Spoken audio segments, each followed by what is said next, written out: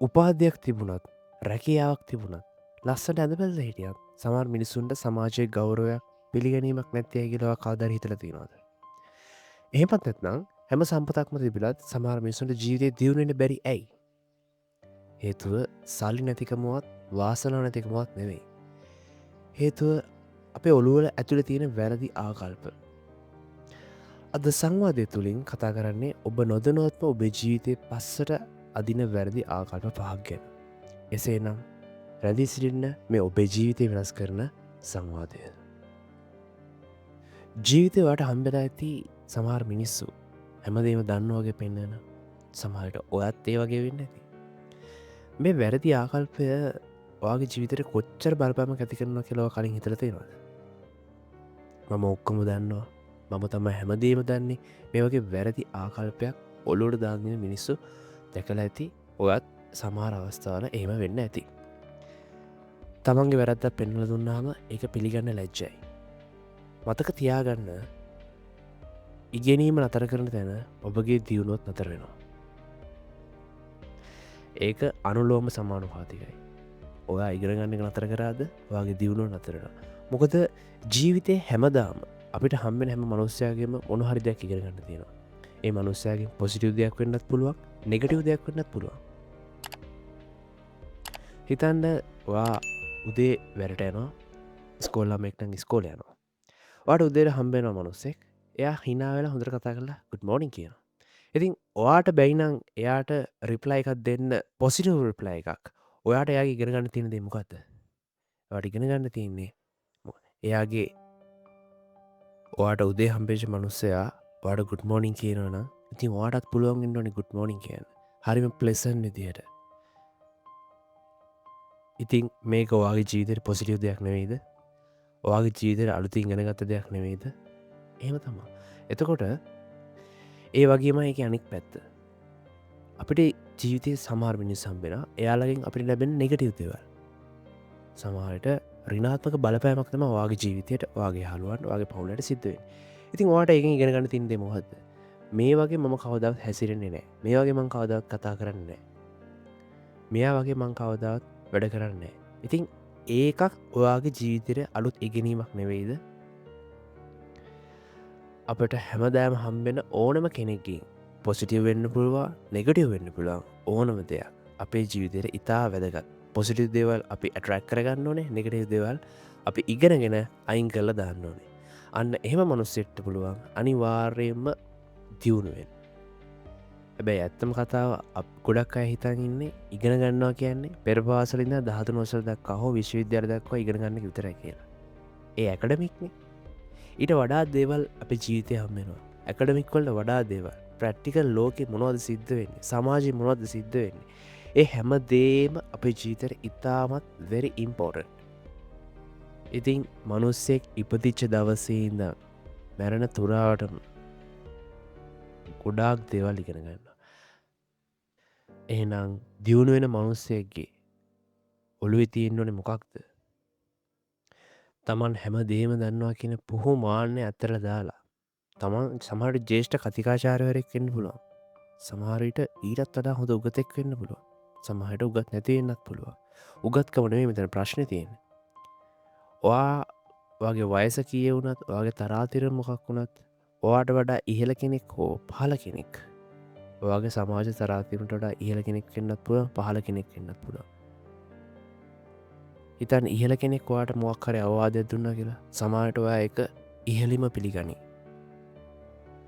මෙයා දෙයක් දැනගන්න කියන්නේ කියලා. සමහරට ඔයාගේ සමාජ තරාතිරට වඩා පහළ කෙනෙක් ඔයාගේ වැරද්දක් පෙරලා දෙන්න පුළුවන්. එතකොට ඔයා ඒ ගණන් ගන්නවද? ගණන් ගන්න නැද්ද? ඌ මොනවද දන්නේ? මම මොනවද දන්නේ? මම තමයි හැමදේම දන්නේ කියන පුහු මාන්නය ඔයාගේ ඔළුවේ තියෙන කාක්කල් ඔයාගේ අනාගතයට ලොකු දුරක් නෑ. ඇත්ත කතාව ඒක. ඉතින් පුංචි දරුවෙක් හරි වාගේ වැරද්දක් පෙන්නුවොත් ඔයා නොදන්න දෙයක් කියා දුන්නොත් එයා මොකක්ද කියන්නේ? එයා දෙන පණිවිඩේ මොකක්ද කියන එක ඔයාගේ ඔළුවට යනවා නම් ඇත්තටම ඔයාට හොඳ ගමනක් තියෙනවා.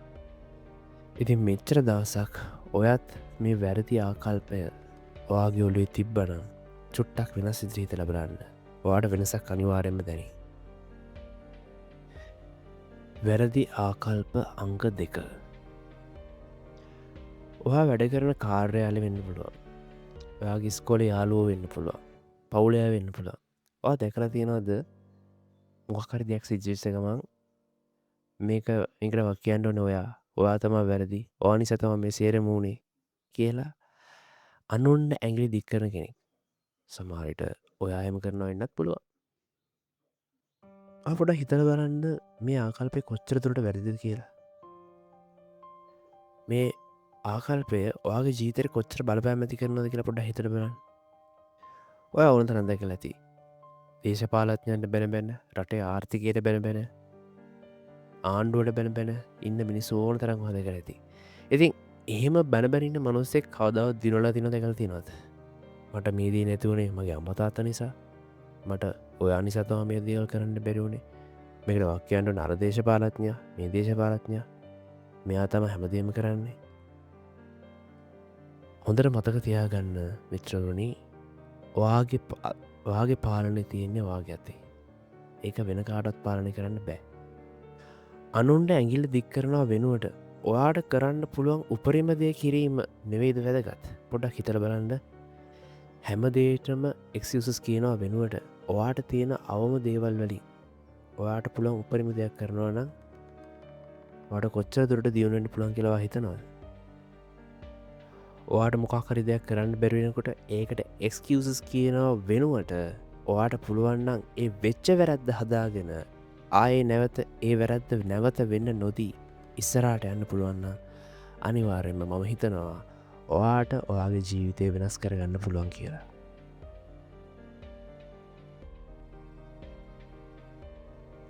අපේ රටේ ගොඩක් මිනිස්සු හිතන් ඉන්නේ උපාධියක් ගත්තාම සල්ලි ටිකක් හම්බ කරපුවාම තමයි එයා වැදගත් මනුස්සෙක් වෙන්නේ කියලා. හැබැයි ඒවා දැකලා ඇති සමහර උගත් මිනිස්සු ඉන්නවා. පාරක ඇවිදන් යන්න දන්නේ නැහැ. තමන් කාලා බීලා යන එක පාරකට විසිකලා යනවා. පොලිමක ඉන්න දන්නේ නැහැ. පොලිම් පනිනවා. තවත් මිනිස්සෙකුට ගරුසරුවතෝ කතා කරන්න දන්නේ නැහැ. ඉතින් ඒ උගත්කමින් ඇති ඵලය මොකක්ද? එහෙම විනයක් තමන්ට ස්වයං විනයක් නැත්තම් තමන් මොන විශ්වවිද්‍යාලයෙන් උපාධිය ගත්තත් PhD මාස්ටර්ස් මොනවා කරලා තිබ්බත් ඒ විදිහේ ස්වයං විනයක් නැත්තම් ඒ මනුස්සයාට ලොකු ආකර්ෂණයක් වෙනත් මිනිසුන්ගෙන් තියෙයි කියලා හිතනවද? කවදාවත් නැහැ. ඔයා පාරේ බැහැලා යනකොට ඕන තරම් දැකලා ඇති. බස් එකක් බස් හෝල්ඩ් එකට එනකොට මිනිස්සු පෙරලගෙන පාගගෙන අර සීට් එක ඉඳගන්න තියෙන උවමනාවට ඒ ආත්මාර්ථකාමී හැඟීම මත මිනිස්සු අනිත් එක්කනාව පෙරල්ලා තල්ලු කරලා පාගලා තමයි බස් එකට නගින්නේ. අපේ රටේ ප්‍රවාහන ප්‍රශේෂ්ත්‍රයේ විවිධ දුර්වලතා තියෙන්න පුළුවන්. ඒ වුණාට සමහර වයසක මිනිස්සු තල්ලු කරලා සමහර මිනිස්සු නගිනවා. බස් එකෙන් බහින්නෙත් එහෙමයි. තල්ලු කරගෙන බස් එක විතර නෙවෙයි කෝච්චියේ ඕනෑම පොදු ස්ථානයක ඒ වගේ දෙයක් වෙන්න පුළුවන්. අපේ රටේ ඕන තරම් පෙට්‍රල් පෝලින් ගෑස් පෝලින් තියෙනවා. කොච්චර මිනිස්සු හොරෙන් පෝලින් පැනලා ඇද්ද? ඉතින් මේ ආත්මාර්ථකාමී නැත්තම් සෙල්ෆිෂ් කියන්නේ එන්න ඒක මත පදනම්ව තමයි හැම මිනිස්සෙම කටයුතු කරන්නේ. තමන්ට විතරක් තිබුණොත් ඇති කියන ඒ වැරදි ආකල්පේ තියාගෙන ගොඩක් මිනිස්සු අද අපේ රටේ ඉන්නවා දැකලා ඇති. ඉතින් පොඩ්ඩක් හිතලා බලන්න එහෙම නොවි බස් එක ඇවිල්ලා නතර කරාට පස්සේ වයසක මිනිසුන්ට ඉස්සලා යන්න දීලා තරුණ මිනිස්සු චුට්ටක් පහුවෙලා හිමීට පොලිමකට බස් එකට නැංගන කිසිම තදබදයක් නැහැ. පුදුම ලස්සනක් නේද එතන තියෙන්නේ. ඔයා ඕන තරම් දැකලාදී වීඩියෝස් වල පවා පිටරට මිනිස්සු ඒ මිනිසුන්ගේ පොලිම විශේෂයෙන් ජපානය වගේ රටවල් වල එයාලට පුදුම ස්වයං විනයක් තියෙනවා. ඉතින් අපේ රටේ මිනිසුන්ට හොඳ සංස්කෘතියක් හොඳ ඉතිහාසයක් තියෙනවා නම් හොඳ ශිෂ්ටාචාරයක් තියෙනවා නම් ඇයි අපේ රටේ මිනිසුන්ටත් බැරි ඒ විදිහට හැසිරෙන්න? අපිට හැමෝම වෙනස් කරන්න බෑ. හැබැයි අපි තනියෙන් හිතලා තනියෙන් වෙනස් වුණොත් තව අවුරුදු 50කින් 60කින් හරි අපේ රට ලස්සනට හැදෙයි කියලා මම හිතනවා. ඉතින් උගත් වුණත් නූගත් වුණත් සල්ලි තිබ්බත් දුප්පත් වුණත් ඔයාට හොඳ විනයක් තියෙනවා නම් ඒ මනුස්සයා අනිත් මිනිස්සු අතරින් කැපිලා පේන හොඳ පෞරුෂයක් තියෙන මිනිස්සෙක් කියලා සමාජෙට පේනවා. ඉතින් පොඩ්ඩක් හිතලා බලන්න, වෙනස් වෙලා බලන්න. ඔයා කරන ඊළඟ වැරැද්ද. ඔයා හැම වෙලේම ෂෝට්ස් කස් හොයනවා නේද? ටක් ගාලා දියුණු වෙන්න පුළුවන්. ඕන තරම් ෆේස්බුක් එකේ ඕන තරම් සෝෂල් මීඩියාස් වල දැකලා ඇති එක රැයින් කෝටිපතියෝ වෙන්න, මාසෙන් 2කින් කෝටිපතියෝ වෙන්න, එන්න ඒ වගේ විවිධ ෂෝට්ස් කස් ඔයාලා හොයනවා ඇති. ඔයාලගේ අතේ තියෙන සල්ලි මොකක් හරි නීති විරෝධී දෙයකට පිරමිඩ්ස් කියන්නේ ඔන්න වගේ දේවල් දාලා ටක් ගාලා සල්ලිකාරයෝ වෙන්න, ටක් ගාලා දියුණු වෙන්න මේ වගේ දේවල් හොයනවා ඇති. ලේසියෙන් මහන්සි නොවී දියුණු වෙන්න බෑ. මොකද වටිනා දේවල් එහෙම ලේසියෙන් ලබා ගන්න එක මං හිතන්නේ ඇත්තට ඉක්මනින් කරන්න පුළුවන් දේවල් කියලා. ඔයා හැම වෙලේම ෂෝට් කට් එකක් හොයනවා නම් මේකෙන් කරු ටක් ගාලා ගොඩ යන්න පුළුවන්. ඔයාට කන්සිස්ටන්සි එකක් නැත්තම්, ඔයාට සෙල්ෆ් ඩිසිප්ලින් එකක් නැත්තම් ඔයා හිතනවද ඔයා ටක් ගාලා සාර්ථක වෙන්න පුළුවන් කියලා? හොඳ ඉවසීමක්, කැපවීමක්, ස්වයං විනයක් තියෙන කෙනෙකුට දිගුකාලීනව එයාගේ සාර්ථකත්වය ලබා ගන්න පුළුවන්. ෂණික ප්‍රතිඵල ෂණිකවම නැති වෙලා යන්නත් පුළුවන්. ඒක හොඳට මතක තියාගන්න. කොච්චර අමාරු වුණත් ස්වයං විනයක් තියාගෙන ඔයා නිවැරදි දේ කරොත් ඔයාගේ ජයග්‍රහණය ඔයාට ළඟා කරගන්න පුළුවන්. පොඩ්ඩක් වෙනස් විදිහට හිතලා බලන්න.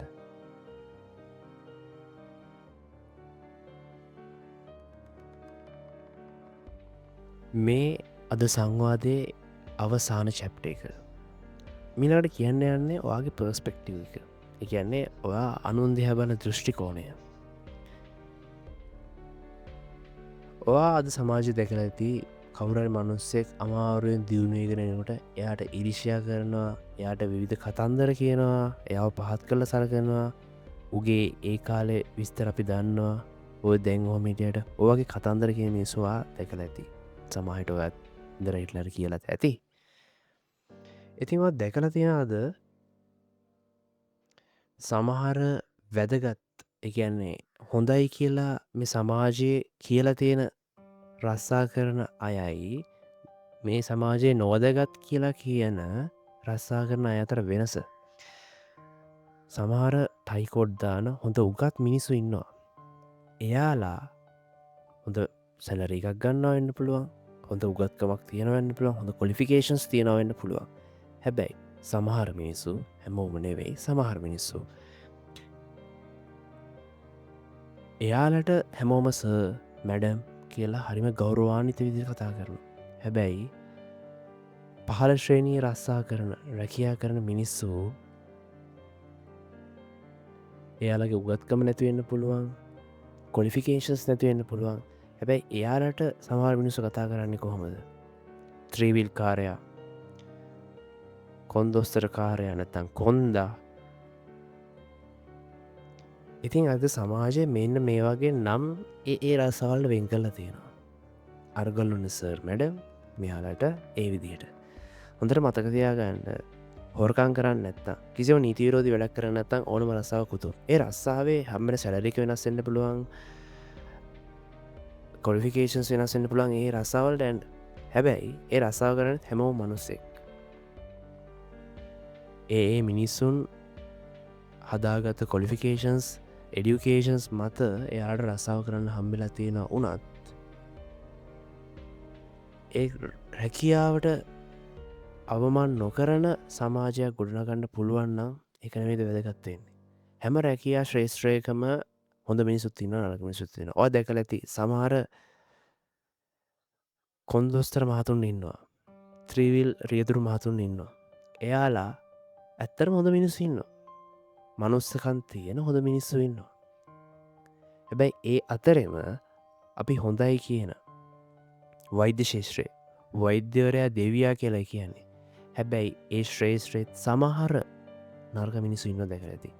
ඉතිං ඒක ඒ රැකයා ශ්‍රේෂ්ඨ තියෙන වැරද්දක් නෙවේ.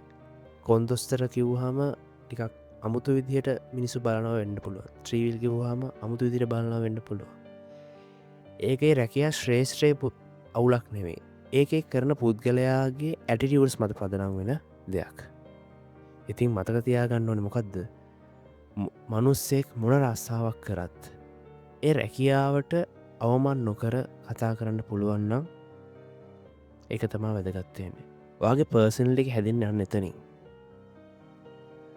දොස්තර මහත්තයා කියන වගේම අර ත්‍රීල් කාරයට ත්‍රීවිල් කාරය නොකයා ත්‍රීරෝධ දියදුරු මහත්තයාට ත්‍රීවිල් කාරය නොකයා එයාටත් මහත්මයා කියලා කතා කරන්න පුළුවන්නම් කොච්චර හොඳයිද ඒ මනුස්සයට තමාගෙන ආත්මභිමානයක් ඇතිවෙන්න අන්න එතකර නේද ඉතිං මේ ගහන ඔයාට හොඳ ආකල් පහදාගන්න කැමැක්තත් තියෙනවනම් පොඩ්ඩක් හිතල බලන්න වෙනස් ඉදිරිත බලන්න ඔයාගේ පර්සනලේක අනිත් මිනිස්සු ඉදිරී කැපිල පේෙන් නැති කියලා හොඳර මතක තියාගන්න ඔයා තවගෙනෙකුට රෙස්පෙක්් කරනවා කියන්නේ කියවෙන්නේ නෑ කවදවත් ඔයා පොඩිමිනියෙක් ඔයා ඊට වඩා පහත් මිනි කියලා එතනින් පේන්නේ ඔයාගේ මනුස්සකම ඔයාගේ පර්සනලේක තම එතරින් කැපිලපේෙන් ඉතිං පොඩ්ඩක් වෙන සිදිරි හිතර බලන්න ඉතින් දැන්වා ඉන්නේ සංවාධය අවසාන පරිච්චේදී හිතල බලන්න මේ ආකල් පහ එකක්කර අතුළ තියෙනවා නම් මේ එකක් හරි වෙනස් කරන්නද පොඩ ට්‍රයිගත්දන්න මං හිතනවා ඒවා ගන ඩිෂන් එක ගත්ත හොඳම ඩිෂන් එක වේ කියලා පොඩ්ඩක් හිතල බලන්න මොකද රටක් හදල් රටක් වෙනස්වෙන්න රටක සිිස්ටම් එක චේන්ජ් කරන්න ඕන්නම් මිනිස්සු වෙනස් වෙලා ඉන්නවානි මිනිස් වෙනස් කරන්න සමූහයක් විදිර එකවර බැරිවුණ තනි තනිව තමන්ට වෙනස් වෙන්න පුළුවන්න මංහිතනවා තව අවුදු සියකින් හරි අපේ රට ලෝකේසර හරි ලස්සන රටක් විදිහට හැමෝම ප්‍රශංසා කරයි. ඉතිං අද සංවාදයෙන් ඔයා මොනොහරිතයක් ඉගෙන ගත්තනම් අනිවාරයෙන්ම ඔයාගේ අදහසත් කමෙන්ටක් විදිරි දාලයන්න අනිවාරයෙන් ඔයා හිතනවනං මේ දේවල් ඔයාගේ යාලුවන්ටත් ඇදගත් කියලා අනිවාර්යමශ්‍යයා කරලා ඔයාගේ යාළුවත් වෙනස් කරන්න බලන්න එහෙනම් ඊළඟ වීඩියෝකින් අපි හම්බයෝ